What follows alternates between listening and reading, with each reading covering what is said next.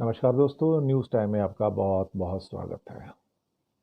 दोस्तों, D day बहुत नज़दीक आ गया है।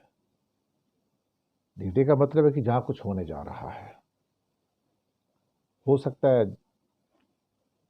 जब मेरी बात आप तक पहुँचे, हो सकता है तभी तक कुछ हो चुका हो। लेकिन ये डी डे बहुत लोगों में देखा जाए तो अलग अलग किस्म की रिएक्शन दे रहा है। एक रिएक्शन बॉर्डर के इस पार है, एक रिएक्शन बॉर्डर के उस पार है। इस पार यानी कि हिंदुस्तान, उस पार यानी कि पाकिस्तान। जब मैं इधर के लोगों से बात करता हूँ, देखता हूँ या कोई चीज़ डिस्कस करता हूँ तो लोगों में बेफिक्री है और कॉन्फिडेंस है। कॉन्फिडेंस है अपनी आर्म फोर्सेस में, कॉन्फिडेंस है कि हम कुछ कर सकते हैं और हम कुछ करेंगे। लेकिन इंडिया में खौफ नहीं है कहीं पे, किसी की कोई डर, कोई ऐसी कोई चीज़ नहीं है। लोग आराम से बाहर निकल रहे हैं, नौकरी पे जा रहे हैं, जॉब पे जा रहे हैं, बिजनेस कर रहे हैं। सब कुछ नॉर्मल है। सबको भरोसा है, यकीन है कि हमारी फौज है, जो करेगी ठीक करेगी। अगर हम बॉर्डर के उस ओर चले जाते हैं पाकिस्तान में, वहां पे खौफ है। सरकार डरी हुई है, मीडिया डरा हुआ है, फौज डरी हुई है। बहुत सारे लोगों में इस बात का जिक्र है कि असीम मुनीर, जनरल असीम मुरी मुनीर ने पाकिस्तान को नरक में झोंक दिया है अपनी बातें करके, प्रोवोक करके, या ये टेररिस्ट अटैक को प्रोवोक करके पाकिस्तान को उस जगह पे लाके खड़ा कर दिया जहां से it's a no return area, कि कोई यू टर्न नहीं है यहाँ पे। अब जो होना था हो चुका है। जिन मासूमों की जान उन्होंने लेनी थी वो तो ले ली है। लेकिन डी डे बहुत नज़दीक है, यानी कि कुछ बड़ा होने जा रहा है। वो दिन को डी डे कहते हैं।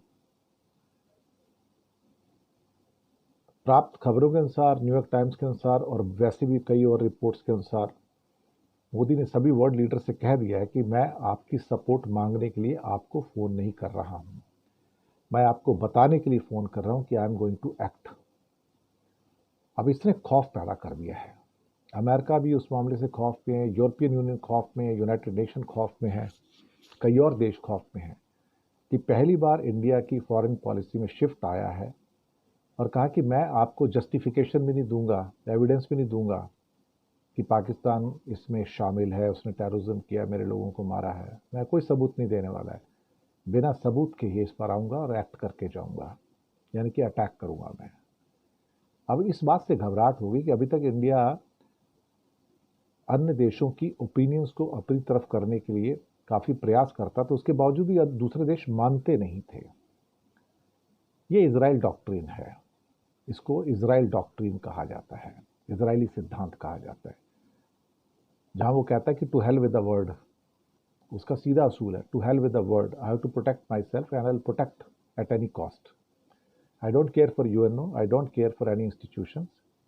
मुझे कुछ करना होगा तो मैं करूंगा। This is called Israel doctrine. तो यूनाइटेड नेशन उसके सामने जो मर्जी बोलता रहे, बाकी कोई देश बोलते रहे, संस्थाएं बोलते रहे, उसको किसी की परवाह नहीं होती।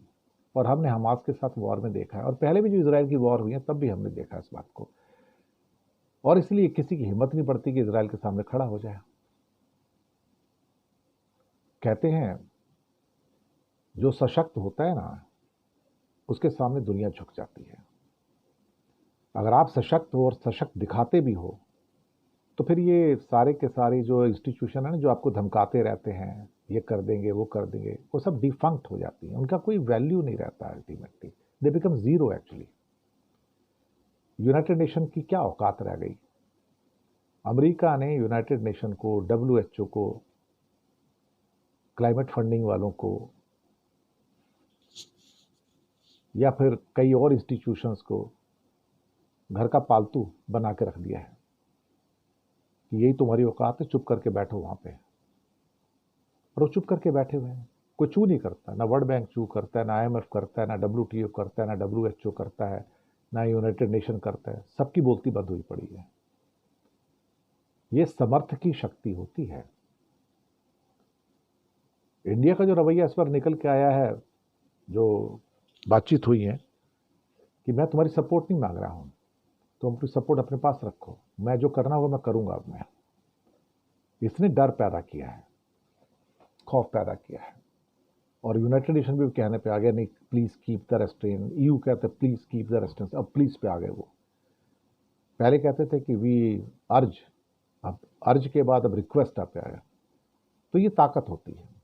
लेकिन बॉर्डर के इस साइड में कॉन्फिडेंस है, गुस्से में है लोग, कोई डरे हुए नहीं है, लेकिन बॉर्डर के उस साइड में लोग बहुत खौफजदा हैं। पाकिस्तान की सरकार खौफजदा है, मीडिया खौफजदा है, लोग खौफजदा है, आर्मी खौफजदा है, सभी तो खौफजदा है वहाँ पर। अभी कल ही रात को ख्वाजा आसिफ ने कहा, जो डिफेंस मिनिस्टर हैं, कि इंडिया अटैक तो करेगा और अभी करने वाला है, किसी किसी मोमेंट कर सकता है वो। तो ऐसे हालात है कि पाकिस्तान में तो रात को नींद नहीं आ रही है।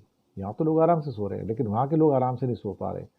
उनकी दिल की धड़कनें पता नहीं कितनी बढ़ी हुई, बीपी बढ़ा हुआ है। कभी पता नहीं कब बम आएगा, कब मिसाइल आएगी, कब कुछ होगा, पता नहीं लग रहा। उन्हें ये नहीं समझ आ रहा कि इंडिया अटैक कहाँ से करने जा रहा है। उन्हें नहीं समझ आ रहा कि इंडिया अटैक कहाँ से करने जा रहा है। ये सारी दिक्कतें हैं। तो D-Day तो बहुत नज़दीक है, क्या होगा पता नहीं, लेकिन होगा तो सही। बड़ा हो छोटा हो मुझे नहीं पता, मैं तो एक जर्नलिस्ट के भांति काम कर रहा हूँ, तो मुझे नहीं पता क्या होगा।